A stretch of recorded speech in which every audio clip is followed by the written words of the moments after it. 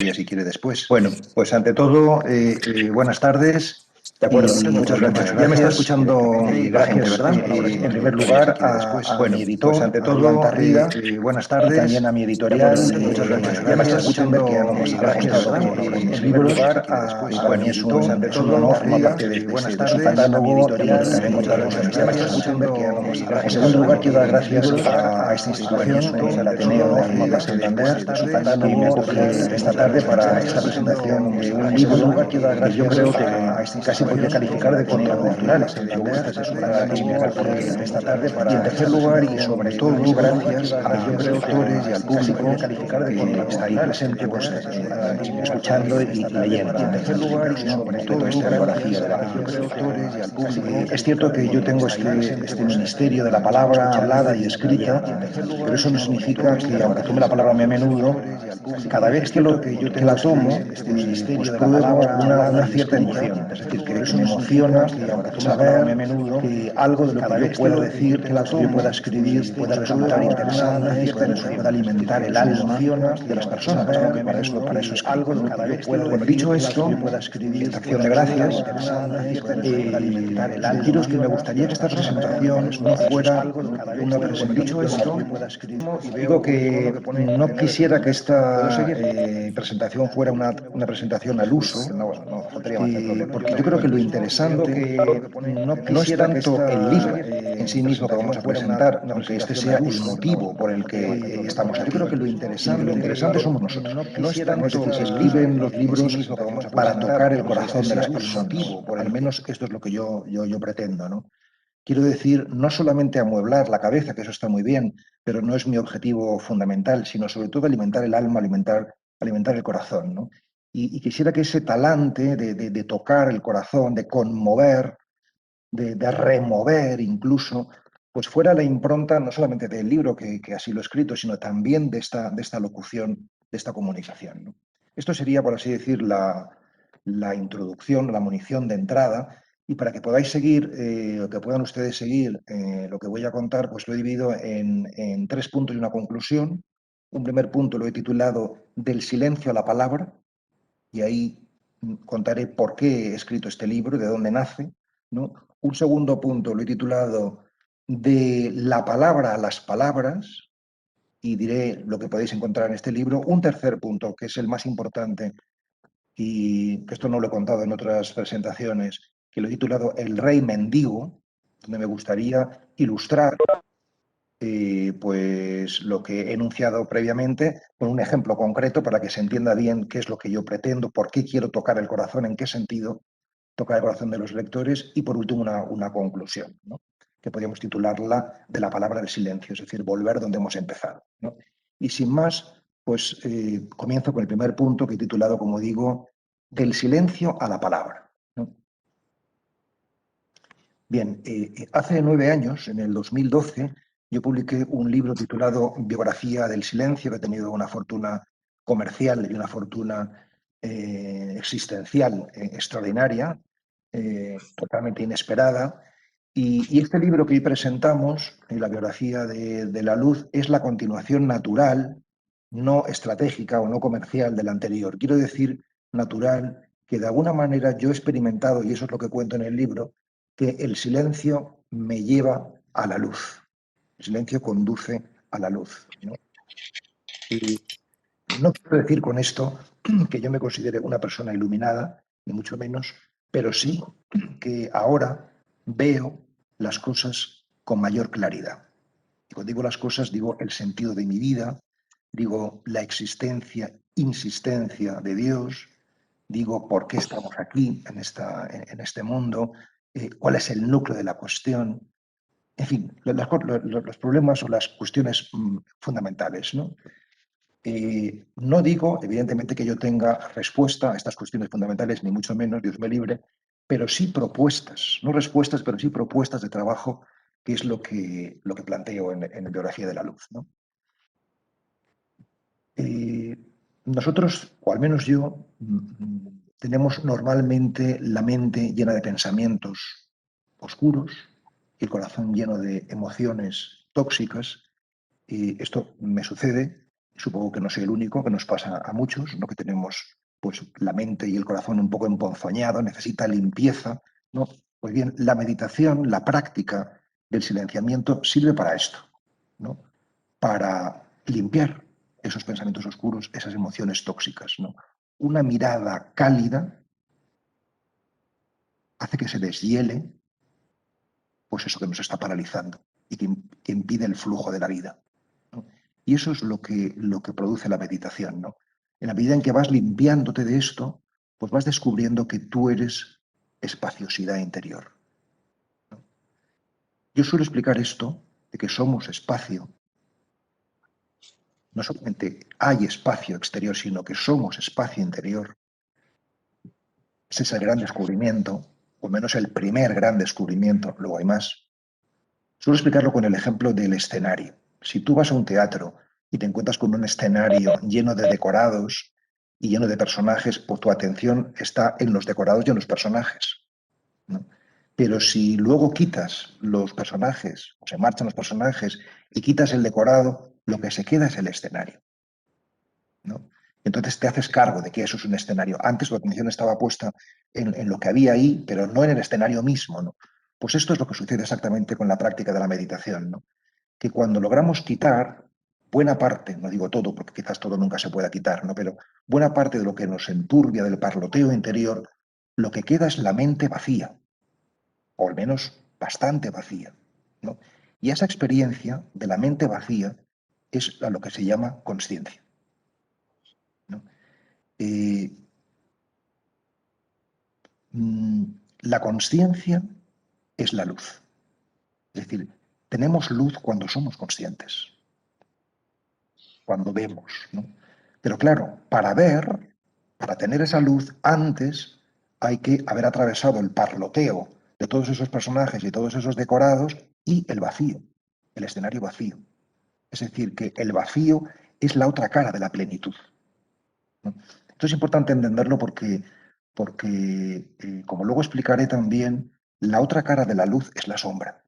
Y por tanto no vamos a acceder a la luz, no vamos a tener claridad si no atravesamos un territorio oscuro, como explicaré a continuación, ¿no? Y con esto, ¿qué quiero decir? Con este primer punto, ¿no? Del silencio a la palabra. Quiero decir que para mí, tal y como yo lo entiendo, supongo que habrá otras cosmovisiones, otras visiones diferentes, pero tal y como yo lo entiendo, silencio y palabra son las dos caras de la misma moneda. Es decir, que el silencio no es un absoluto, sino que nos callamos para escuchar. ¿Para escuchar qué? Escuchar la voz de la conciencia, escuchar la palabra, ¿no? Entonces, la palabra no en sentido literal o necesariamente verbal, sino la palabra en cuanto a la voz, escuchar tu voz, tu palabra, lo que tú eres, ¿no? Bien, hasta aquí sería el primer punto sobre lo que yo quería contaros, ¿no? Es decir, eh, el silencio me ha llevado a la palabra, ¿no? El silencio me ha llevado al descubrimiento de mi voz, de mi palabra, de lo que yo soy, ¿no? Siempre con infinita modestia, por supuesto. Segundo punto, de la palabra a las palabras, he titulado, ¿no? O también podríamos decirlo, de la palabra que somos a la palabra que es, ¿no? ¿Qué quiero decir con todo esto? Bueno, yo no he llegado a esa palabra que yo soy, a esa identidad, directamente, ¿no? Sino que en ese viaje interior me he servido o me han ayudado algunas palabras, ¿no? O como decía antes, no se llega a la luz sin atravesar mucha oscuridad. Igual que no amanece antes de atravesar la noche. O sea, el día se abre cuando rompe la noche, cuando deja de ser de noche, ¿no? La luz empieza cuando es más oscura la noche, ¿no? Por tanto, este libro lo he titulado Biografía de la Luz porque la luz es la última palabra, pero también podría haberlo titulado Biografía de las Tinieblas y habría sido igualmente justo, ¿no? Es decir, que el oficio de tinieblas que decía el poeta, ¿no?, llevado a sus últimas consecuencias, es un oficio de luz. Bien, yo creo que aquí pasa exactamente igual que con el amor y el dolor, que también yo las veo como dos caras de la misma moneda. Yo pondré un ejemplo, ¿no? Cuando me toca, porque sabéis que además de escritor soy sacerdote, cuando me toca presidir un funeral y veo, por ejemplo, a los familiares pues llorosos, afligidos, ¿no? Por la pérdida de un ser querido, yo les suelo decir, es muy triste perder, es muy triste llorar porque hemos perdido a un ser querido, pero es más triste no llorar porque eso significa que no lo hemos querido. Es decir, que las lágrimas, el dolor, expresa el amor que tenemos, ¿no? Bueno, pues esto que digo del amor y el dolor lo podemos decir también de la luz y la sombra, ¿no? La luz es una sombra iluminada.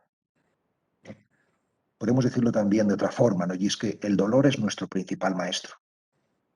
Es decir, que cuando llegamos a la luz, cuando llegamos a la comprensión, cuando llegamos a la claridad, es después de haber pasado momentos muy difíciles, ¿no? Bien, para guiarme en esa oscuridad, en esa tiniebla que he tenido que atravesar, pues me he servido de un mapa. Yo he encontrado un mapa, ¿no? O sea, porque el camino hacia el núcleo de luz que somos, como he dicho antes, no es un camino directo, sino que hay que atravesar también un territorio sombrío, en lo que en el psicoanálisis se llama el inconsciente, ¿no? Ahí arrojamos todo lo que no nos gusta, todo lo que nos espanta, lo que nos horroriza, pero tú no puedes llegar al núcleo de luz que tú eres sin atravesar todo eso, ¿no? Este libro quiere ser, repito, con mucha modestia, un itinerario de cómo hacer ese viaje por las propias tinieblas, ¿no? Para llegar a la luz, ¿no? Por lo tanto, la luz es todo menos algo idílico o kitsch. No, no, no, en absoluto. O sea, es decir, también podría haberlo titulado Una temporada en el infierno o El corazón de las tinieblas y habría sido igualmente justo el título, ¿no? Eh, Digo porque la luz no tiene prestigio cultural, en cambio sí que lo tienen las tinieblas, curiosamente. Esto dice mucho de nuestra sociedad y también sobre esto reflexiono, ¿no? Bueno, pues esas palabras que yo he encontrado para ir a la palabra que yo soy son las palabras del Evangelio. Son las palabras de nuestra tradición cultural, las palabras por excelencia de nuestra tradición cultural, ¿no? Claro, cuando yo digo Evangelio, no sé si digo lo mismo que dice la mayoría de la gente cuando dice la palabra Evangelio, ¿no? Y porque el Evangelio fundamentalmente es buena noticia, buen rollo, algo que te da una luz enorme. Entonces, si a ti el Evangelio no te da buen rollo, perdóname la expresión coloquial, pues no es Evangelio, es otra cosa, ¿no? Y digo esto porque comentaba antes precisamente con Javier Llamazares, ¿no? Que quizás no haya nada tan contracultural como hablar del Evangelio hoy, que palabras como Dios, Cristo, Iglesia, Evangelio han sido proscritas de nuestro lenguaje, al menos público, ¿no? Y esto es muy revelador, o sea, esto tiene implicaciones de todo tipo, ¿no? No voy a entrar en esto porque eso nos llevaría muy lejos y sería un discurso diferente al que quiero compartir esta tarde con todos vosotros, con todos ustedes, pero sí que quiero nada más apuntar que esto, el que nosotros no leamos nuestros textos sagrados con independencia de que seamos creyentes o no, porque mi acercamiento es un acercamiento cultural, no confesional, mucho que yo me confiese cristiano, eh, pues significa que tenemos un prejuicio, lo que nos impide acceder a la realidad, ¿no? Y no solamente significa eso, sino significa, en definitiva, que somos una generación de huérfanos, porque si no tenemos un pasado espiritual, cultural, al que remitirnos porque lo hemos denostado, porque no nos gusta, nos parece muy casposo, y seguramente en mucho sentido lo es, pues claro, si no tienes padres, eres un huérfano. Es decir, si no sabes quiénes son tus padres, no sabes hacia dónde ir. Si no tienes pasado, no tienes futuro, ¿no?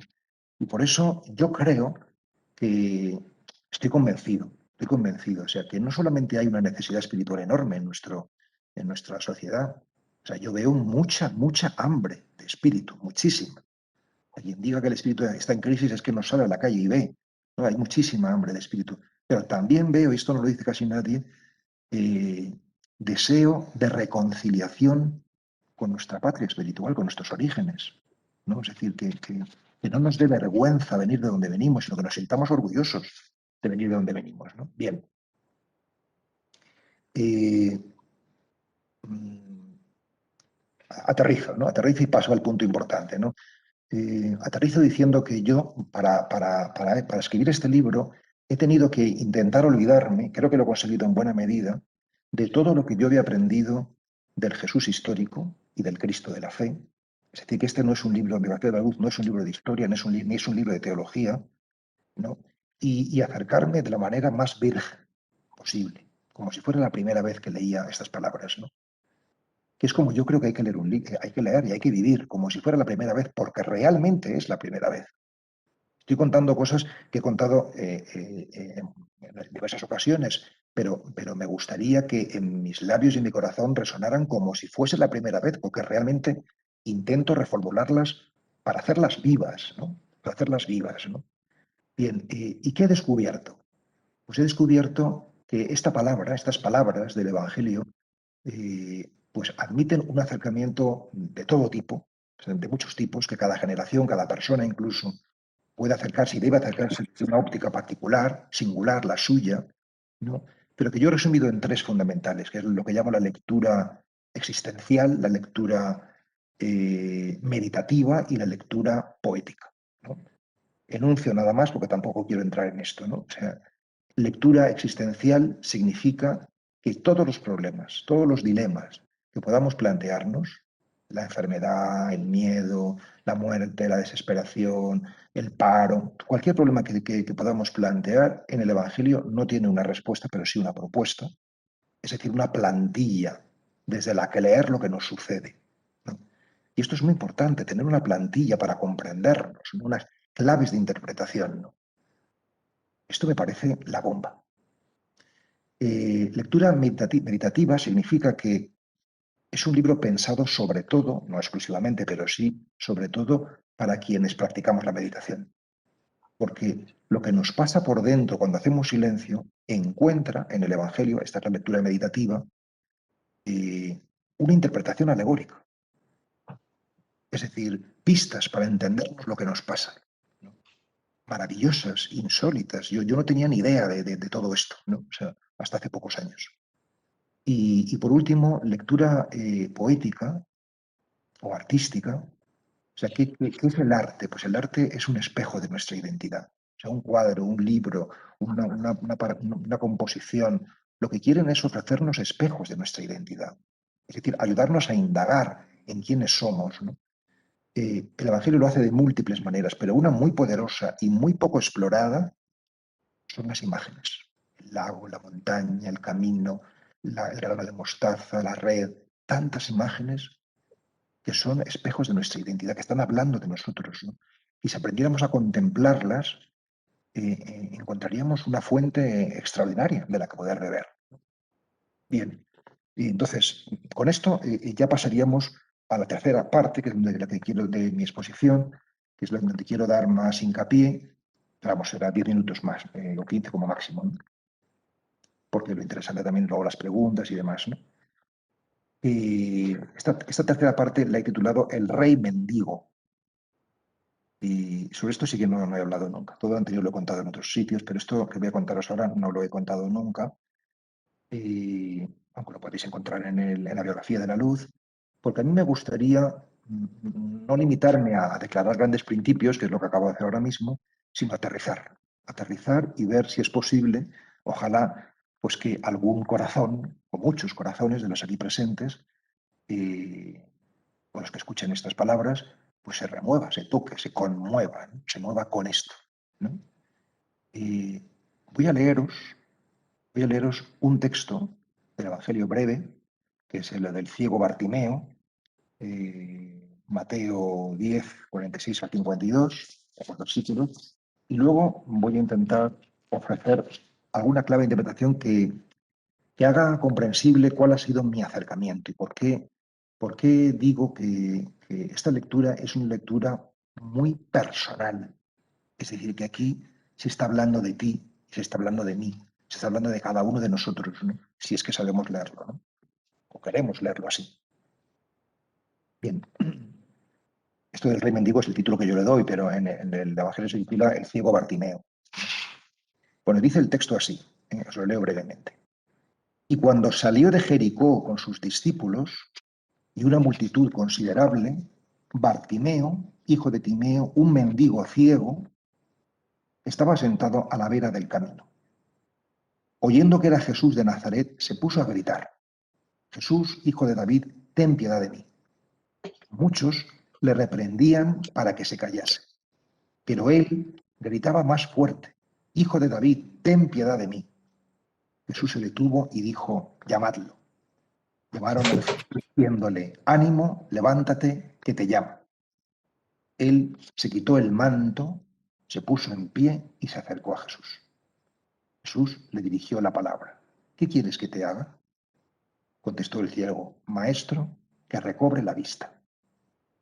Jesús le dijo: ve, tu fe te ha salvado. Al instante recobró la vista y lo seguía por el camino. Bueno, hasta aquí la palabra del Evangelio, la palabra de Marcos en concreto, y vamos a empezar a aterrizar esto en nosotros, ¿no? Evidentemente, la ceguera de Bartimeo, este personaje, este mendigo, es una alegoría, un símbolo, si queréis, de nuestra propia ceguera, si queréis, de la ceguera del discípulo.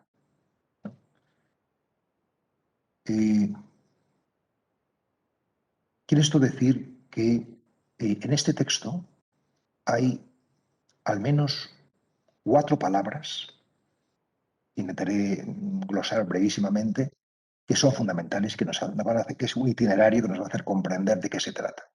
Esas palabras serían la cuneta, estar en la cuneta, primera palabra. Segunda, el grito. Tercera, el rey, ahora explicaré por qué, en qué sentido, ¿no? El rey y la visión, o la visión del rey, ¿no? Y cuarta, el camino, ¿no? Vamos a hacer este pequeño itinerario. Bien, este ciego pues nos trae a la memoria, nos invita a pensar en nuestras propias cegueras, es decir, en nuestras búsquedas, sean las que sean, en medio de nuestras oscuridades, en nuestro pasar tantos años estancado, laboralmente, afectivamente, cada uno ponga los mentes que quiera, ¿no? En nuestras torpezas, ¿no? En nuestro no ver con claridad qué es lo que tenemos que hacer en la vida, ¿no? En nuestros gritos de auxilio porque estamos un poco perdidos, ¿no? Bien, una invitación a pensar no solamente en el ciego Bartimeo, sino en nosotros. Esto es lo primero, ¿no? ¿Cuál es el punto de partida? Pues el punto de partida, y esta es la primera imagen, es la cuneta, ¿no? O sea, este hombre está al borde del camino, está en una cuneta, ¿no? Lo primero, hay que decir que no solamente es ciego, sino que también es mendigo. Es decir, que parece como que las desgracias no vienen solas, ¿no? Sino que tienes un mal, por ejemplo, no sabes qué hacer y tanteando aquí y allá, pues caes en otro mal distinto, ¿no? Es algo que nos puede suceder, ¿no? Y que esté al borde del camino significa que no se vale a sí mismo, ¿no? Para tirar adelante, que necesita de la ayuda de los demás. Es posible que también nosotros, o al menos muchos de nosotros, en su día, a lo mejor, estuvimos en el camino, pero en su día también a lo mejor nos echaron a la cuneta o nos desplazamos a la cuneta. Creo que estábamos en el camino, que teníamos un cierto poder, y cuando digo un cierto poder, pues por ejemplo teníamos un título universitario, o teníamos un piso en propiedad, o teníamos un proyecto de viajar quién sabe a dónde, o estábamos estudiando, teníamos un proyecto de estudio, o estábamos con el proyecto de fundar una familia, o de labrarnos un futuro profesional. Teníamos cosas, teníamos algo que nos daba consistencia, ¿no? Pero seguramente muchos de nosotros, por lo menos los que tenemos ya más de 40 años, porque a lo mejor si no tienes 40 todavía no has vivido ninguna experiencia dura, ¿no? Aunque yo creo que sí, que la mayoría de gente ya con 30, 35 tiene experiencias duras, ¿no? Algo sucede de repente, que puede ser algo muy repentino o puede ser algo progresivo, poco a poco, ¿no? Algo que de pronto empieza a hacer que las cosas se tuerzan, ¿no? Y cada uno tendrá que pensar en su propia biografía, ¿no? Tal vez fue una enfermedad, tal vez fue que te quedaste en paro, tal vez fue que empezaste por diversos motivos a encerrarte en ti mismo, en lo propio, sin tener las miras más amplias, más generosas, más magnánimas, como cuando eras más joven, ¿no? Entonces, antes o después, nos puede pasar, y de hecho pasa, que el borde del camino se acerca a nosotros, ¿sí? o que nos desplazamos o que nos arrinconan. Porque no siempre caminamos en línea recta. Ojalá que nuestra vida fuese una parábola límpida y directa hacia nuestro destino, pero no es así. Tomamos carreteras secundarias y nos perdemos. Entonces, primer punto, la cuneta. La cuneta, ¿no? Todos hemos hecho la experiencia, seguramente, de no estar en el centro, sino de ser marginales, ¿no? ¿Por qué esto es importante? Porque si no estamos en la oscuridad, no vamos a buscar la luz. Es decir, que la búsqueda espiritual nace de la conciencia de nuestra precariedad. Este es un punto fundamental, ¿no? Hace unos años yo fundé una asociación que se llama Amigos del Desierto. O sea, más del 75%, y seguramente soy generoso, ¿no?, de la gente que llega no simplemente es por un interés espiritual en general, sino que llega porque están heridos, porque la vida les ha empujado a una cuneta. Una experiencia difícil de asumir, ¿no? Yo mismo empecé a meditar porque tuve mi experiencia de cuneta, y que no voy a contar aquí porque no viene al caso, ¿no? Pero de alguna manera de convertirme en alguien marginal, ¿no? Y llevarlo pues con dificultad. Bien, este es el primer punto, la cuneta, ¿no? El punto de que nos hace estar incómodos, ¿no? Sin esta insatisfacción existencial no comenzamos la búsqueda espiritual, repito, ¿no? Segundo punto, el grito, ¿no? Es decir, solamente gritas si estás mal. Si estás bien, no gritas, ¿no? Es decir, que solamente van a experimentar la luz aquellos que lo buscan, ¿no? O sea, es decir, eh, todo empieza en los márgenes. Tú no intentarías caminar hacia tu centro, volver al camino si no te encontraras en los márgenes, ¿no? O sea, y es cuando estás en los márgenes cuando empiezas a gritar, ¿no? Y esto es lo que hizo Bartimeo, según hemos leído en el Evangelio, ¿no? Empezó a gritar. No se conformó con pedir de manera modosa y civilizada que le ayudaran, no sin molestar a los demás, sino que eso de pedir de manera modesta y civilizada, pues ya lo había hecho seguramente antes, cuando todavía veía un poco, ¿no? Y no le funciona nada y cada vez veía menos, ¿no? Y entonces ya se cansó de presentar quejas, de poner demandas y de buscar explicaciones, ¿no? Y de pronto, pues se fue quedando cada vez más ciego, ¿no? Que esto es exactamente lo que nos pasa a nosotros, ¿no? O sea, que nos vamos oscureciendo, nuestra vida se va haciendo más gris sin apenas darnos cuenta. Sin apenas darnos cuenta y digo, pero ¿en qué lugar del camino me equivoqué? O sea, ¿en qué cepo metí el pie sin darme cuenta, ¿no? ¿Cómo es posible que haya pasado tantos años? Yo, por ejemplo, estoy cansado de escuchar a parejas, ¿no?, que se rompen, se separan, ¿no? Pero y no saben cuándo fue, cuando empezaron a generarse desamor que sienten el uno por el otro, ¿no? Hasta que llega un punto donde resulta insostenible, ¿no? Es decir, el grito nace de las tinieblas. Claro, es que el grito va a posibilitar luego la salud de este hombre, pero nace de las tinieblas, ¿no? Y, y no vale, en fin, una reclamación, en fin, más o menos, como decía antes, modosa y civilizada, sino que tiene que ser un grito, es decir, algo exagerado, algo aparatoso, algo fuerte, porque te va la vida en ello. Tanto más fuerte es tu grito, tanta más posibilidad de ser escuchado vas a tener, ¿no? Voy a encender la luz porque veo un poco de oscuridad. No sé si vosotros me veis bien.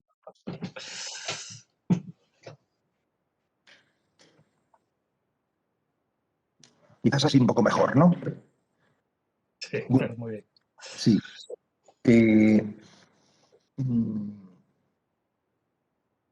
Bien, estaba con el grito que nace de las tinieblas, ¿no? Y que, no puede, y que tiene que ser un verdadero grito, no puede ser algo modoso. O sea, ¿por qué grita? Porque sabe que la posibilidad de sanar está ahí. Jesús, según dice el texto, pasa por ahí, ¿no? ¿Quién sabe cuándo se le iba a abrir una posibilidad similar, ¿no? Había oído cosas de este tal Jesús. Bien, fijaros que le reconvienen y le dicen, por favor, oye, deja de gritar, no seas un exagerado, ¿no? Pero él pasa, no hace caso. Es decir, que para la búsqueda espiritual es muy importante pasar de los demás. no hacerles mucho caso. Porque en general la gente te va a decir, pero hombre, no seas tan exagerado, no grites, ¿no? Pero tú tienes que gritar, ¿no? Es decir, tienes que resultar un poco incómodo a la sociedad, porque no entiende por qué gritas, porque no está en tu piel, claro. Bien, tercer punto, primero la cuneta, segundo el grito, tercero el rey. ¿No? ¿Qué quiero decir con esto? ¿No? Pues quiero decir que a Jesús Bartimeo le llama, si recordáis el texto que le acabo de leer, hijo de David. Es decir, en aquella época, en el Israel de aquella época, había un sueño, y el sueño que llegase un nuevo David, es decir, un nuevo rey, y que de alguna manera expulsase a la ocupación romana y estableciese un reino pues, de justicia, ¿no? en el pueblo. ¿no? Y algunos aseguraban que ese nuevo David, por eso Bartimeo le llama hijo de David, pues era Jesús. ¿no? Más allá de esta cuestión cultural, histórica, que nos interesa poco, pero lo que nos interesa aquí, porque esto es una lectura muy personal, es que todo esto, de ver aquí a este hijo de David, despierta el David interior que tiene Bartimeo, es decir, su rey interior. Este es el punto de inflexión. Esta es la gran cuestión, su rey interior, su naturaleza original. ¿no? Es decir, Bartimeo, el discípulo, nosotros, necesitamos muchas veces, por no decir casi siempre, un maestro exterior, es decir, un estímulo externo que nos recuerde nuestra naturaleza original, quiénes somos. Es que yo también soy rey, yo no tengo por qué estar aquí tirado como un mendigo, ciego o mal en mi matrimonio, mal en mi trabajo, cada uno en lo que le toque vivir. O sea, yo era de naturaleza recia, era de la familia real, nada menos, y ahora me encuentro aquí, en este borde, en esta cuneta completamente marginal. ¿no? Me he ido cegando. O sea, el niño, cuando está en casa, no duda de que él es el rey. El niño es el rey en su casa. ¿no? Todo gira en torno a él. ¿no? O sea, pero ¿qué nos pasa? Que nos olvidamos de que somos reyes. Es decir, que la vida es un regalo. ¿no? Y que nos lo brinda a nosotros. ¿no? Bien, es este darse cuenta de que Él es rey, ¿no? de que Él es David, no solamente hay David fuera, sino dentro, lo que le ilumina. Por eso este comentario lo podríamos titular de la ceguera a la iluminación. ¿no? Es decir, lo que sucede, ya lo hemos escuchado, llega Jesús, le pregunta qué quieres y le devuelve la visión. Es decir, que Bartimeo es un iluminado porque de pronto puede ver. ¿no? Pero evidentemente no simplemente la visión externa, sino la visión interna. ¿no? O sea, nosotros no nos damos cuenta, vivimos en el inconsciente, vivimos inconscientes tan deprisa, ¿no? Y necesitamos ver, sencillamente. ¿no? O sea, entonces, ¿dónde está la cuestión aquí? ¿no? O sea, ¿cuál es el punto? El punto es que podemos ver el mundo de verdad, podemos ver el mundo de verdad si vemos nuestra naturaleza original, si vemos nuestro espíritu. Si no nos vemos a nosotros mismos, nunca veremos lo que hay fuera. Esta es la cuestión. Entonces, ¿quieres ver la realidad? Atrévete a verte a ti mismo. Atrévete a hacer esta aventura. ¿no? Por eso, Jesús le dice, tu fe te ha curado. Es decir, es la confianza la que nos sana. Podríamos decir, tu sueño te ha salvado. Qué bien que te hayas acordado que tienes un rey dentro de ti. Así que esta es la historia de un mendigo que se acuerda que es rey. De la manera que cuando nos sintamos mendigos, cuando nos sintamos hechos polvo, acordémonos que somos reyes, ¿no? Y seguramente podemos vivir una peripecia similar, ¿no? Bien, luego yo en mis apuntes tengo muchas más cosas sobre cómo aplicar este texto a la meditación, ¿no? O sea, la lectura meditativa también, pues, cómo este texto bebe, o mejor dicho, la tradición del peregrino ruso de la oración del corazón bebe de este texto, pero tampoco voy a entrar aquí porque son referencias más culturales y son menos interesantes desde el punto de vista existencial, que es lo que yo he querido contaros, ¿no? Concluyo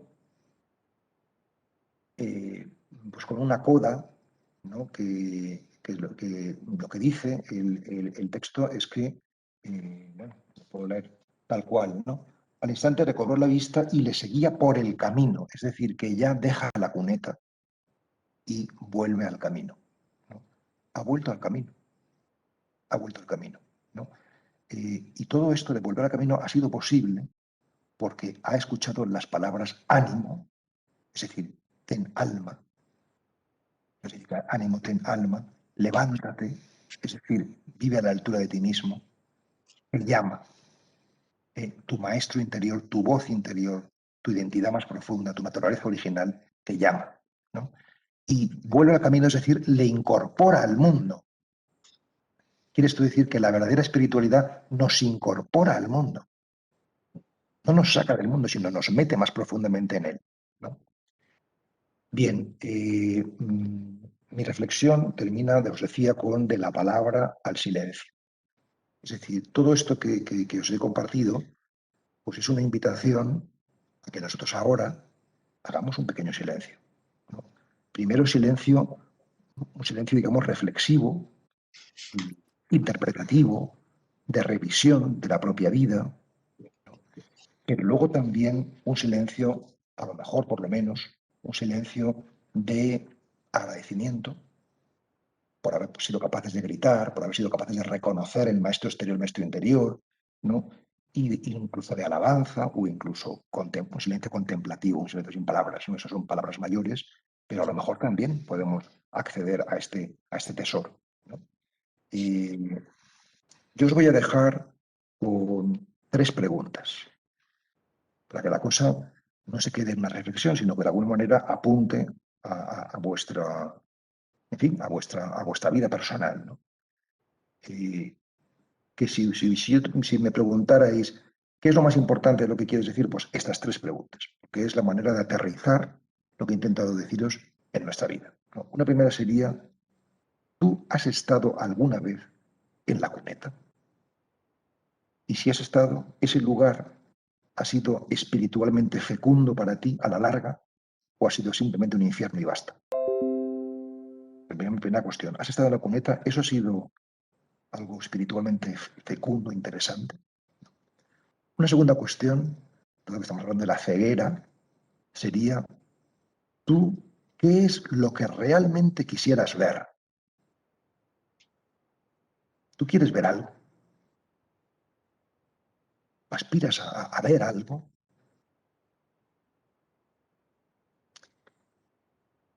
Y una última, os la leo, dice, el rey se esconde bajo el ropaje del mendigo. ¿Esto resuena en tu biografía? El rey se esconde bajo el ropaje del mendigo. ¿Esto resuena en tu biografía? Muchísimas gracias por vuestra atención.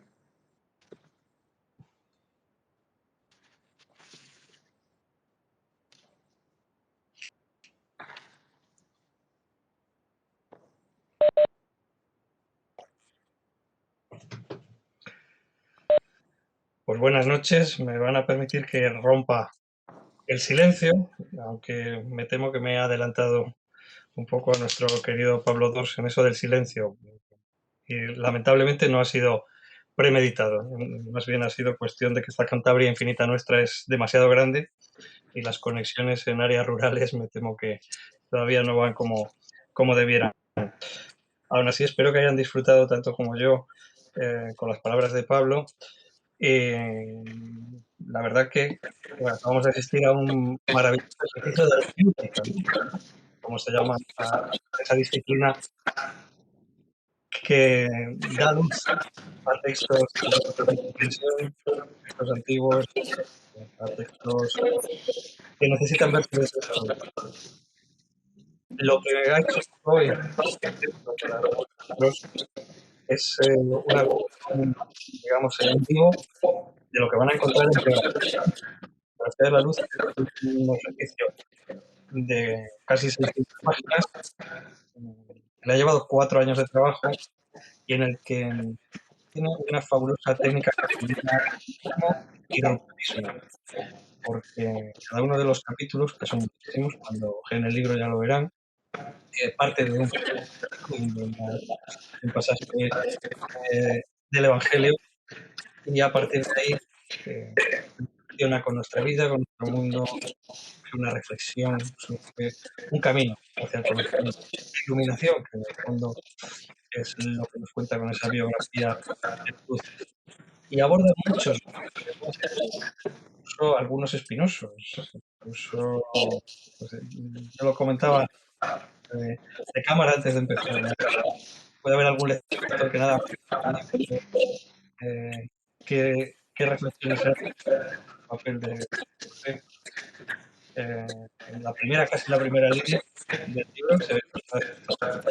No se arredren, van a encontrar un libro que es una obra de pensamiento, aparte, o más allá de que tenga obra cristiana, es sobre todo una obra que reflexiona acerca de la identidad humana y de nuestra posición dentro del mundo. Hay muchísimas cosas que me gustaría tratar con Pablo, pero antes que nada me gustaría consultarle algo casi necesario, y es que parte este libro del lenguaje de las parábolas, ¿no? Porque es quizá lo que más abunda en los pasajes bíblicos que cita y sobre todo, yo creo que es lo que más requiere la intervención, en este caso, del intérprete, entre comillas. ¿Estamos hoy día todavía en esa onda mental que nos permite entender las parábolas o quizá es preciso mm, una voluntad de acercamiento, una manera de leer, un estado mental a la hora de acercarse a estos textos que han casi obligado que Pablo II nos los traduzca al de hoy día, bastante.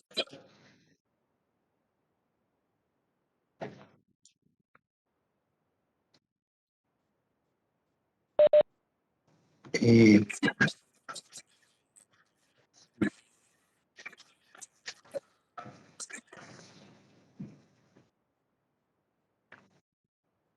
bueno, yo puedo a lo mejor responder porque creo que más o menos he entendido, por lo menos tengo la impresión de que he entendido la cuestión, ¿no? Es una lástima, sí, que la conexión sea mala, pero bueno, la realidad es así y hay que aceptarla, ¿no? Y yo lo que os diría es que el acercamiento intelectual o mental a la palabra del Evangelio no es el más adecuado. No quiero decir que no sea interesante, ¿no?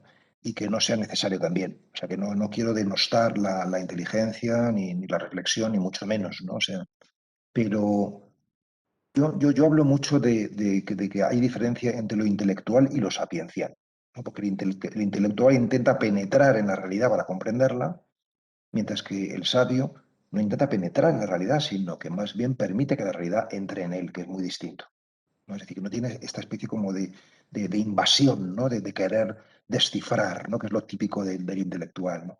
Cuando tenemos esa lectura con el Evangelio se desarticula y deja de ser, se convierte en una caricatura de sí mismo, ¿no? Las parábolas y todo lo demás, ¿no? O sea, en cambio, con la actitud receptiva, sin esa pretensión de descifrar pues resulta que se abre el Evangelio, ¿no? La palabra se abre, ¿no? De pronto te muestra significados insólitos, ¿no? Y maravillosos, ¿no? Así que yo suelo decir, hay que leer el Evangelio como quien se va de excursión. Cuando tú vas, por ejemplo, de excursión a una montaña, pues no estás intentando comprender la montaña, sino disfrutarla, ¿no? Pues cuando tú lees un texto evangélico, una parábola, incluso cuando te parezcan más herméticas o más complejas, no es tanto para entenderlo como cuanto para vivirlo y para disfrutarlo, ¿no? Recrearte en lo que te llega, ¿no? O sea, es decir, este texto ese del Evangelio, muchos evangelios, quizás no todos, pero muchos, al igual que los apotegmas de los padres del desierto, o al igual que muchos koan del mundo zen, que son textos espirituales, eh, están hechos precisamente para romper la lógica intelectual, ¿no? Y entrar en otro espacio distinto, ¿no? que pasa es que no estamos habituados a esto, entonces nos deja descolocados y parece que lo que no comprendemos, lo que no le sometemos a nuestra inteligencia, pues ya lo despreciamos o insulta nuestra inteligencia y no lo valoramos, ¿no? Pero bueno, ese es el camino espiritual, ¿no? O sea, es decir, que hay que atravesar la propia estupidez y Sí, reconocerlas. además, espero que se me escuche ahora un poco mejor. Vamos a ver, sí, de momento sí. Sí, muy bien. Quiero pedir disculpas a todos nuestros amigos que nos han venido a ver a esta actividad del Aula de Cultura del Diario Montañés y agradecer a la Ateneo, por cierto, que nos acoja. Cuando uno lee el libro se encuentra sorpresas. Antes hablaba de cierta voluntad rupturista, e incluso a veces se queda uno alucinado, ¿no? Por ejemplo, leyendo el libro hay un pasaje donde nos dice que no hemos de resistirnos sin honrar pecados capitales como la ira, la pereza, el egoísmo, la gula. Eh, Uno se queda realmente sorprendido, ¿no? Con estas cosas. Se me vuelve a escuchar mal, me temo.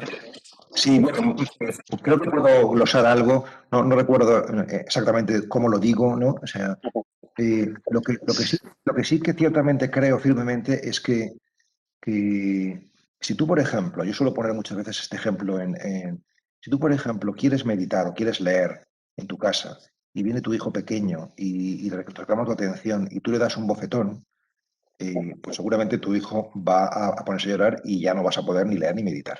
O sea, ya sí que, ahora sí que ya sí que no. O sea, ¿por qué? Porque has sido agresivo con el elemento que te distorsionaba, ¿no? O sea, mientras que si eres amoroso y en vez de darle un bofetón le das una caricia o le dices, ahora estoy contigo enseguida, y le tratas bien, pues a lo mejor te deja unos minutos más, ¿no? O sea, entonces quiero decir que con nuestras sombras, con nuestras, por decirlo en lenguaje clásico, los pecados o con lo que nos turba, lo tóxico, ¿no? Si nos relacionamos amablemente, pues descubriremos que se pueden desarticular, ¿no? Mientras que si les presentamos una batalla campal, van creciendo y al final nos van dominando, ¿no? Esta es la cuestión. Es decir, bueno, esto no lo digo yo, lo dice Jesús, lo dice Gandhi, ¿no? Es decir, que el mal se vence a fuerza de bien, ¿no? Sí, lo que dices en concreto es que estos vicios o defectos, también llamados demonios interiores, son la voz del alma, ¿no? Y Sí, que honrando todo esto comienza nuestro verdadero camino interior. Del camino también hablas un poco más adelante, bueno, bastante más adelante, cuando hablas de que seguir a Cristo, no en un sentido del cristianismo sociológico, es un camino de minorías. Es otra afirmación realmente chocante, ¿no? Es un camino complicado y realmente tampoco os lo pueden seguir o lo siguen. pero no porque sea complicado, porque es sencillo aunque exigente, ¿no? Y que es un camino de minorías, eso desde luego. Es decir, que realmente no hay tantos cristianos. Es decir, que hay muchos bautizados, muchas personas que sociológicamente son cristianas y que a lo mejor con buena voluntad, ¿no? Pero que realmente personas que se quieran confrontar con el Evangelio, que lo intenten aplicar en su día a día, que busquen una confrontación, cambiar de vida, convertirse.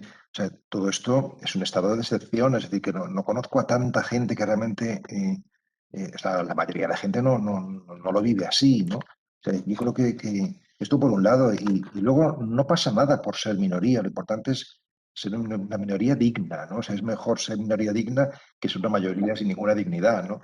Esto de entrada, ¿no? O sea que no se trata de la cantidad, se trata de la calidad, ¿no? O sea, basta un hombre coherente para que cambie, por ejemplo, Gandhi, lo que antes lo citaba, ¿no? O sea, Gandhi vivió con coherencia y él solo con su taparrabos expulsó al Imperio Británico, ¿no? Es decir, que realmente no hace falta que todo el mundo, sino que hace falta que los que realmente quieran emprender y sientan esta llamada, esta voz, que todos la podemos sentir, ¿eh? Esto no es un camino aristocrático o para una minoría selecta, ni mucho menos, ¿no? Pues intentemos dar lo mejor de nosotros mismos, ¿no? De verdad que cuando uno está en su centro, invita indirectamente a que los demás vayan al suyo. Es decir, que no podemos construir la paz si no somos paz. Es decir, que el principal mandamiento es sé tú mismo el cambio que quieres, que quieres instaurar, ¿no? Nuestro principal campo de cultivo somos nosotros mismos. Esto no es un refugio en lo privado, ni mucho menos, o una huida de lo social, ¿no?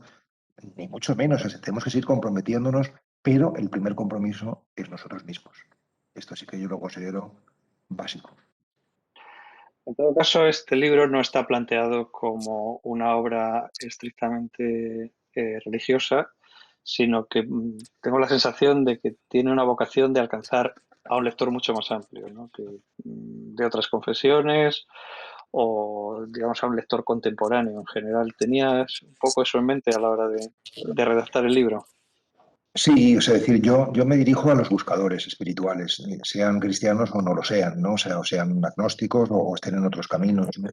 Ese es un tema que me importa mucho, porque yo creo que sin mala voluntad, porque yo no creo que sea cuestión de mala voluntad, eh, en lugar de abrir el cristianismo como Cristo como faro universal para todos, ¿no? Pues más bien hemos hecho un club, ¿no? De los que se definen como cristianos y los que no, que por tanto quedan fuera, ¿no?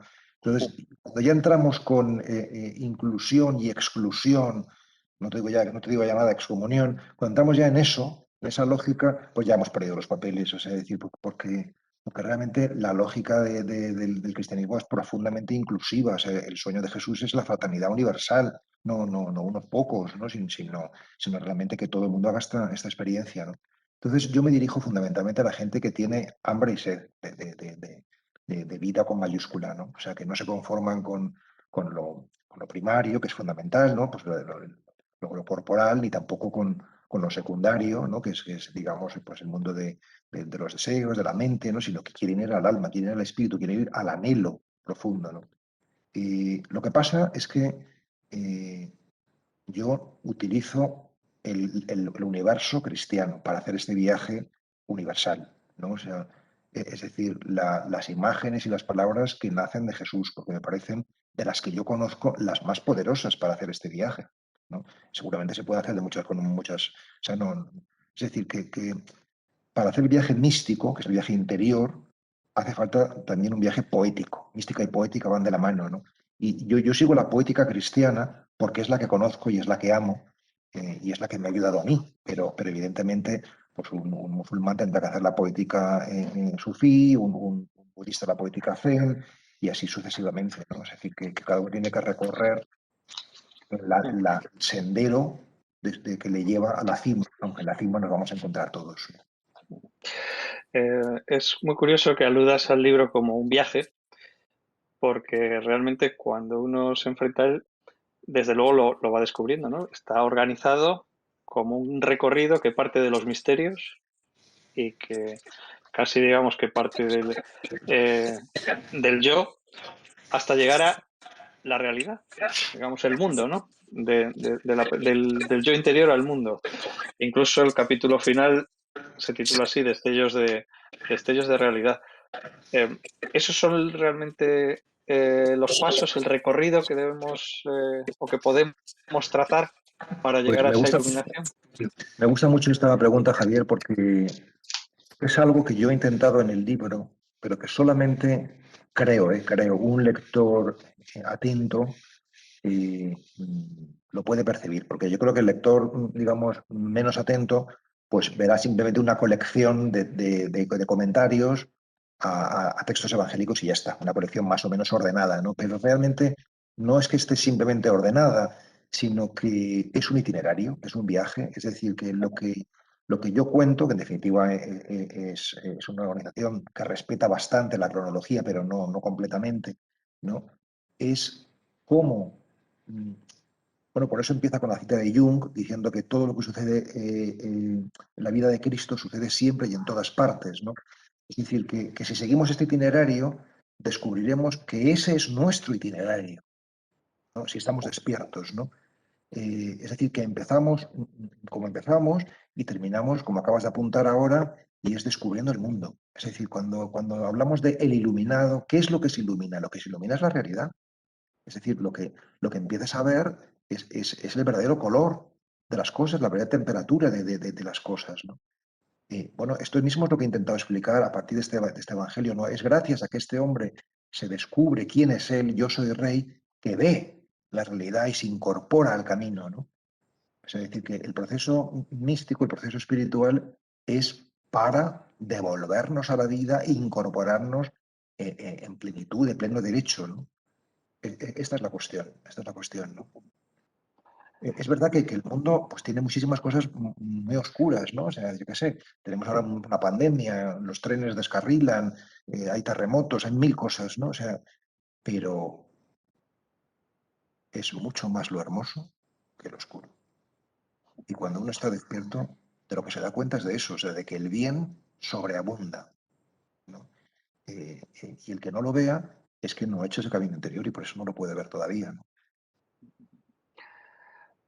Pablo, una de las figuras o de los hallazgos que aparecen en el libro, a mí me ha dejado maravillado, es Betania, que lo describes como un lugar interior, un espacio para el reposo, bueno, un espacio probablemente atemporal y antiespacial, pero me gustaría que desarrollaras un poquito esto que planteas en el capítulo dedicado a Lázaro. Sí, en realidad lo que hago es una lectura mística, es decir, interior. O sea, todos los personajes y todos los paisajes, por tanto, todos los lugares, evocan mm, paisajes interiores. Por ejemplo, ¿no? Por ejemplo, pues Belén, ¿no? Por poner el primer paisaje, ¿no? O sea, pues está apuntando a que hemos de entrar en nuestra gruta, en nuestra cueva de Belén, en nuestro Belén interior, para que nazca el espíritu. Si no nos atrevemos a entrar en esta cueva y vamos a ser repudiados, no vamos a encontrar posada, vamos a encontrar, es decir, una lectura de la Navidad en clave interior, ¿no? Pues lo mismo con Emaús, con Betania que tú mencionabas, con el Monte de los Olivos, con el desierto, con todos los paisajes, ¿no? Entonces, ¿qué paisajes interiores hemos de frecuentar si queremos que nos suceda lo que allí sucede, ¿no? En el texto evangélico, ¿no? Es una lectura, además a mí me estremece, me parece preciosa, ¿no? Entonces, en Betania es el lugar del descanso y de la amistad. Betania es el lugar donde Jesús se retiraba para estar con sus amigos y para descansar, ¿no? O sea, yo lo que apunto en este texto es que cuando meditamos, cuando hacemos la experiencia de encuentro, pues vamos a nuestra Betania particular, ¿no? O sea, el lugar donde podemos descansar del ruido, del ajetreo, del trajín, de los quehaceres cotidianos, ¿no? Y podemos encontrarnos con nuestros amigos, es decir, con esos personajes interiores benévolos que no nos reprochan, que no nos exigen, que no nos reclaman, sino que simplemente nos acogen y nos dan espacio, ¿no? Este es el significado, ¿no? Y me parece que si algo necesita la sociedad contemporánea es Betania, es decir, descansar, porque realmente casi todos vamos a un ritmo mucho más acelerado del que sería saludable, ¿no? O sea, tenemos muchísimo más estímulos de los que podemos digerir y eso pues, genera estrés, genera pues, un malestar, ¿no? O sea, una especie de zozobra y de desasosiego que lo que nos hace falta es irnos a Betania. Y tanto. Lo que supongo que nuestros amigos estarán notando es que en tu discurso se salpica muy a menudo esa palabra meditación, que es un concepto con el que muchos no estamos familiarizados y que a lo mejor a veces pues, nos puede sonar a algo exótico, oriental, incluso modas hippies o neo, ¿cómo se llamaban? New Age, sin embargo, parece que es algo mucho más profundo, ¿no? ¿Qué es la meditación? Cuando hablas de la meditación, ¿a qué te refieres exactamente? En realidad esto que dices es cierto, ¿no? Que tantas veces lo asociamos con cosas un poco extravagantes o sea, me refiero simplemente a aprender a escuchar. O sea, aprender a parar y a mirar, ¿no? O sea, y esto, o sea, no sabemos estar sin hacer nada, ¿no? O sea, no sabemos estar sin hacer nada. Y cuando lo hacemos, mucha gente se siente culpable. Realmente, ¿no? Y yo lo que he descubierto, lo digo con toda modestia, como todo, ¿eh? O sea, porque yo me queda mucho por aprender y por vivir, ¿no? Pero yo lo que he descubierto es que para ser hay que no hacer. O sea, la escuela del ser es la escuela del no hacer, ¿no? Del no intervenir permanentemente, ¿no? O sea, la realidad no está ahí en primera instancia para ser transformada, sino para ser recibida, ¿no? Y ser disfrutada. Y ya veremos luego si hay que transformar algo o no, ¿no? Entonces, este recibir, este aprender a ser atentamente pasivo, ¿no? Esta es la principal lección, pero es la lección de la contemplación, ¿no? Nosotros hemos hecho un mito del pensamiento y de la acción, todo lo queremos pensar, siempre queremos actuar, ¿no? Y eso es lo que nos impide disfrutar y lo que nos impide en esencia ser, ¿no? Claro, el ser, pues es un término metafísico, pero podemos decirlo que el principal problema religioso es el disfrute. O sea, ¿qué es el disfrute? El disfrute es la comunión con lo real. Es decir, formar parte del flujo. Cuando tú formas parte del flujo de lo que hay, disfrutas, estás a gusto, estás bien, ¿no? O sea, esto es lo que hemos de aprender. Hemos de aprender a disfrutar de verdad, pero no desde el ego, sino desde el ser, ¿no? Que es algo mucho más hermoso y más profundo, ¿no? En realidad, he escrito este libro para aprender a disfrutar, primero yo mismo y luego, si puede ser, también los demás, claro. Sí, seguro que sí. Esto lo que me lleva es a otro pasaje del libro en el que nos enseñas a diferenciar o nos apuntas a la necesidad de diferenciar entre lo urgente y lo esencial, ¿no? Que también puede estar un poco en la raíz de lo que nos estás contando ahora mismo. Sí, sí, nosotros dedicamos mucho más tiempo sin comparación, ¿eh? A lo urgente que a lo esencial. Entonces, ¿qué es lo urgente? Pues lo urgente es ir a la oficina, fichar, pagar la factura, hacer la compra, sacar al perro, pues todas esas cosas son urgentes, ¿no? Porque realmente piden una inmediatez, ¿no? Pero en cambio lo esencial, que es lo que alimenta el alma, le dedicamos muy poco tiempo al día. ¿Qué es esencial? Pues, por ejemplo, leer, o por ejemplo pasear por la naturaleza, o por ejemplo jugar con los niños, escuchar a los ancianos, darse un baño, ¿no? Tantas cosas que tienen que ver con el cuidado del cuerpo, con el cuidado de la naturaleza, con el cuidado de los más vulnerables, con el cuidado del alma, que realmente, si tú dices, "Pero vamos a ver, ¿cuánto tiempo dedico yo al día a trabajar o a resolver asuntos? Correos, tal, o sea, porque trabajar es resolver, es contestar mensajes. ¿Y cuánto tiempo dedico, no sé, a contemplar, a jugar, a respirar, a pasear? Claro, el resultado es escalofriante. No nos amamos nada. Antes hablabas del disfrute. Se habla, bueno, del placer en el libro, se habla de la sexualidad y además en ocasiones la relacionas con el misticismo, que es algo que también resulta muy interesante.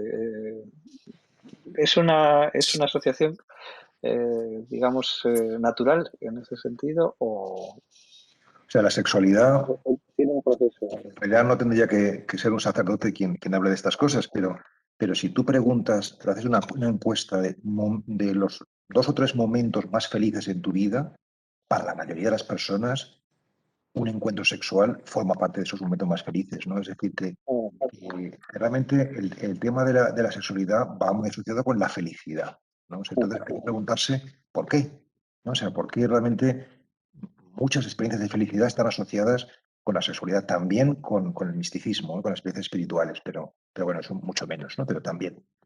Eh, pues la razón es justamente la que acabo de decir ahora, ¿no? Porque en el encuentro sexual, o sea, hay una fusión, en este caso con el ser amado, ¿no? O sea, hay una comunión, ¿no? Y por tanto se rompe la pesadilla de la separación, de que somos dos y de pronto no somos uno, ¿no? Es decir, cumplimos esta aspiración que tiene todo ser humano a la unidad consigo mismo, la unidad con el ser amado, la unidad con todos, formar una comunidad, la unidad con la naturaleza, no estar separados de la naturaleza porque somos naturaleza, ¿no?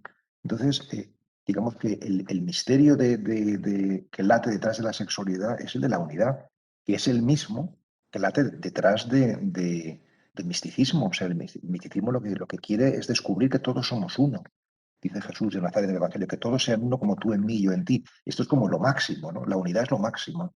Entonces, hay una afinidad profunda entre el erotismo y el misticismo, porque ambas quieren la unidad. El erotismo por la vía del cuerpo, misticismo por la vía del alma, pero el denominador común es la unidad. Bueno, también abordas algún otro asunto sorprendente. Bueno, dentro del acervo popular tenemos muy grabado esa frase de Ortega de yo soy yo y mis circunstancias. Y sin embargo, bueno, pues llega Pablo Dors a enmendar la plana al filósofo que estudiamos en el instituto. ¿Qué le tendrías que decir al señor Ortega y Gasset? Lo digo en el libro, ¿no? O sea, digo en el libro, bueno, claro, tiene razón Ortega, pero yo creo que lo que yo digo en el libro, no porque lo diga yo, pero es una verdad más profunda. No, es verdad que nosotros somos las circunstancias en el sentido de que las circunstancias nos condicionan tanto que nos hacen ser de una manera o de otra, que es lo que quiere decir Ortega, pero lo que quiero decir yo es que yo no soy mis circunstancias. Es decir, que si tú quitas las circunstancias, no por eso yo voy a dejar de ser yo. O sea, si por ejemplo, no sé, una persona casada, pues le deja a su marido o le deja a su mujer, y si se convierte en persona soltera o persona divorciada, o sea, no por eso va a dejar de ser quien es, ¿no? Entonces, o si una persona está trabajando como abogado y de pronto pues, le expulsan de su oficina o pierde el trabajo, pues no por no ser abogado ya va a dejar de ser él, ¿no? Es decir, que esta es una reflexión muy, muy interesante porque cuando te preguntas tú quién eres, casi siempre nos definimos por las circunstancias. Pues yo soy un padre de familia, o yo soy un arquitecto, o yo soy uno del Partido Popular, o del Partido Socialista, o yo soy lo que sea, ¿no? Nos definimos por circunstancias, ¿no? Mientras que la verdadera identidad está más allá de las circunstancias, ¿no? Y yo lo que vengo a decir en el biografía de Luz es algo muy, muy, muy total, o sea, muy, muy brutal, ¿no? O sea, y es que cuando Jesús se abaja para lavar los pies, dicen los intérpretes, ¿no? Dice la Sagrada Escritura, Cristo, a pesar de su condición divina, no hizo alarde de su categoría de Dios. Es decir, no se identificó, sino que no se identificó, sino que renunció a eso y bajándose, es decir, prescindiendo de su identificación, es como logra generar la comunión con los otros, ¿no? Por eso yo creo, bueno, todo esto lo explico de manera mucho más detallada, ¿no? Pero yo creo que si nosotros no nos identificamos tanto con lo exterior, con lo circunstancial, podríamos descubrir el vínculo profundo que hay unos con otros, ¿no? Es decir, que por encima que tú seas de derechas y yo de izquierdas, o al revés, que tú seas blanco o negro, o al revés, que tú seas creyente o no creyente, o al revés, y así sucesivamente, hay algo, un sustrato mucho más profundo que nos une. Y eso más profundo es mucho más importante que lo que nos separa. Entonces, si realmente fuéramos conscientes de esto, pues se acabaron las guerras, se acabaron la división, se acabaron los conflictos, ¿no? O sea, y esto es lo que da el mundo del espíritu. El mundo del espíritu da, Jesús miraba así. Se le daba igual que fuera un centurión romano, por tanto representante del poder de ocupación, que fuera una prostituta, que fuera un pescador, que fuera un fariseo, le daba igual. ¿Por qué? Porque no miraba las circunstancias o los accidentes, sino miraba al corazón de la persona, ¿no? Y el corazón es igual para todos, ¿no? A todos nos gustan las cosas bonitas y rechazamos las cosas feas, ¿no? Yo quiero mirar así y creo que estamos llamados a mirar así. Me vas a perdonar, pero no puedo resistirlo. Sin aludir a las circunstancias, ¿cómo se definiría entonces Pablo Dors? Yo soy uno que pasa por ahí. En realidad, Camino del desierto, tal vez. sí, bueno, no sé, o camino de la montaña o camino de la ciudad, depende, ¿no? O sea, esto que parece una pregunta así un poco de broma y tal, en el contrario lo considero la pregunta quizás no porque sea sobre mí, pero porque cada uno se la aplica a sí mismo, ¿no? Más interesante porque yo creo que lo importante no es qué somos en la vida, si sacerdotes, casados, solteros, no qué somos en la vida, sino qué somos en la vida. Es decir, que estamos aquí, ¿no? Y que podemos hacer la aventura de estar aquí, ¿no? O sea, unos cogen una forma, otros otras, ¿no? Pero las formas no son lo esencial. O sea, en realidad, no tiene ninguna importancia o tiene poca importancia ser casado, soltero, cura, monja, en fin, hombre, mujer, todo eso está muy bien, pero no es el núcleo de la cuestión. El núcleo de la cuestión es estar aquí y ahora, estar despierto, ¿no? O sea, realmente hacer la aventura de la vida, ¿no? Entonces, ¿quién es uno? Pues uno que pasa por aquí, que quiere hacer la aventura de la vida, ¿no? Este es quien yo quiero ser, ¿no? Y creo también que quien cada vez lo soy más, ¿no? Aunque me quede mucho todavía. Oye, vamos a dejar al público, ¿no? Que diga algo. Sí, también es verdad. Todo porque yo me tengo que marchar. Bueno, creo que nos va a ayudar Wilfredo, que Sí. Ah, bueno. Pero entonces podemos hacer una o dos más y ya concluimos, ¿no? Sí, si te parece, Pablo, lo que podemos es también hablar de las circunstancias, porque siempre es importante, ¿no? Yo no sé todo esto que nos está sucediendo ahora mismo, esa obligación de volcarnos hacia una vida privada, una vida interior, también va a servir para que nos volquemos también hacia la espiritualidad o a reflexionar un poco, ahora que casi nos obligan a tener más tiempo para ciertas cosas que antes no teníamos, reflexionar un poco acerca de nuestra propia vida, de nuestro devenir actual. Bueno, este camino, seguramente, como antes indicábamos, es un camino minoritario, pero puede ser una minoría significativa, ¿no? Y además todo empieza siempre con una minoría, por tanto todo empieza siempre desde abajo y puede ser muy transformador, aunque empiece de manera muy modesta y muy humilde, ¿no? Eh, Ahora que estamos todos medio confinados y en fin, teniendo una vida mucho más hogareña y menos hacia afuera, pues es una oportunidad, no cabe la menor duda, ¿no? O sea, que podemos huirla pues atiborrándonos de entretenimiento y de películas y de historias, ¿no? O sea, series y demás, pero también podemos no solamente quedarnos en casa, sino entrar en la propia casa, ¿no? O sea, y yo creo que yo veo a muchas personas, es verdad que yo me rodeo de gente que también tiene este interés espiritual, ¿no? Pero que muchos sí que lo están haciendo, ¿no? Sobre todo ancianos, ¿no? O sea, personas mayores que están... El otro día vi un programa en la tele, me sorprendió muchísimo porque se les preguntaba a ancianos de residencias y te daban todos una visión muy positiva de la vida, con mucha esperanza, ¿no? ¿Qué tal está usted? Pues muy bien, ¿no? Se decían y resulta sorprendente, ¿no? O sea, que es muy hermoso, ¿no? Porque esto habla de que muchas veces las circunstancias adversas externas refuerzan lo interior, ¿no? Y también habla de que cómo la vida puede ser un camino hacia la plenitud, no un camino necesariamente hacia la decadencia o el declive. Hacemos también, una bueno, hacemos para no ser largos, ¿no? Para que yo creo que siempre sí, me parece a mí que es mejor quedarse con un poquito de apetito que no sí, demasiado, ¿no? estupendo, pues Si ninguno de los que nos acompañan, Wilfredo, tiene preguntas, no, pues simplemente agradecer. a Pablo Dors la deferencia de haber atendido al Diario Montañés, que ha sido un placer recibirle en esta aula de cultura. Te doy las gracias en nombre de nuestro presidente, Manuel Ángel Castañeda. Y nada más, espero que disfruten con la lectura de tu libro. Y desearte mucho Les agradezco éxito con esta Una nueva buena aventura. aventura editorial. y extiendo las manos para bendeciros a todos, para dar gracias y hasta la próxima, si Dios quiere. Muy bien, pues muchísimas gracias. Gracias, un placer.